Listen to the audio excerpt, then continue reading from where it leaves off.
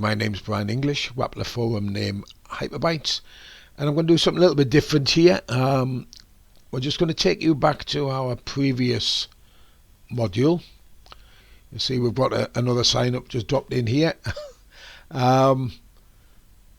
If we click on that roles list, we can see the roles that are allocated. We can add a new role, we can delete a role. I don't know whether anybody picked it up, but you can also duplicate a role. So if we want to add history to that, well, actually we see that that person has a history role added twice. Now that in itself is not inherently a problem in terms of it will not affect the functionality of the site in any way. But if you needed to remove that history authorization, you would have to remember to remove both, which could lead to a potential conflict. So in this module, I'm going to ask you to do a little bit of work. What I'm going to do is I'm going to ask you now to pause the video, albeit I will be adding a pause within it, and think about that problem. How would you stop a role being duplicated for a particular user? What I'd like to try and do is think of a solution, or even maybe implement a solution, and then after this video is pause, I will show you a solution to that particular problem, which you may want to adopt, or maybe you found an alternative that you want to use. So we're going to pause now. This is a little bit of a test for you.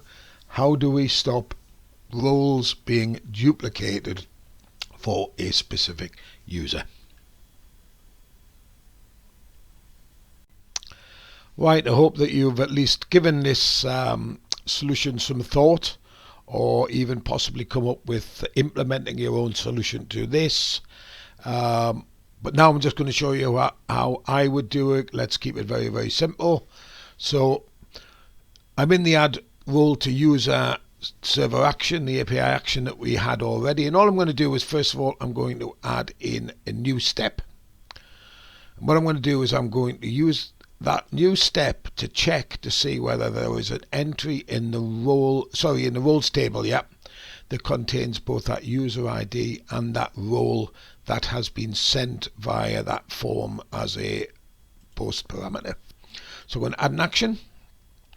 I'm going to go to database action, and I'm going to add database single. We're going to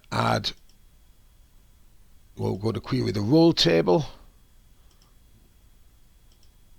Just add them all in for the moment. And our condition is going to be that we want the role ID to be equal to the role ID. And don't forget, those globals do get tagged on above there. So we're looking at these two values here. We want the user ID to be the posted user ID, and we want the role to be equal to the posted role. So if we already have that particular entry in the table for that particular user has that particular role, then this will return a record. If not, it will return an empty data set. So we can now just simply use that in a conditional to say that we could only do that when that condition, and because it's a single query, single record query I should say, we don't actually need to query anything other than whether that query content exists. Don't forget, that's only within a single record query. Then we can just drag that in to the appropriate bit, but of course that is the action that will be taken if it was there. And I'm just going to add a comment in there for a second, just as a holding place. I'm going to say already has role, and I'm going to add an else in there because that's where we want to add that insert in. So what we're going to do with the already has a role, we can actually just do absolutely nothing if you want, and we could just let that pop-up message, which will still show the message saying role added even though it was already added. Or if you wanted to be a little more sophisticated, there's nothing to stop you at this stage adding an action in, say core action response, and then maybe using let's say a 403 or whatever.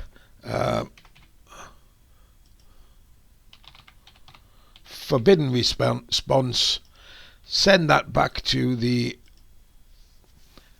page that's calling that particular action, and then you can capture that forbidden response within your form server connect events and pop up a message maybe saying role is user already has that role or something like that. So I'm not actually going to do that bit because I'm quite sure you're capable of doing that now. I'm just going to save that. Actually, I'm actually going to take that response out temporarily.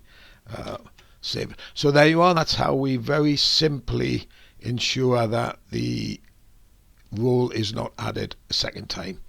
So thanks for joining me there. We're just going to have a little bit of a tidy up and clean up session next, and then we're going to move on to adding some real content to this website, and that's where hopefully we're going to go up a gear and you're going to really do see the power of Wappler in this environment.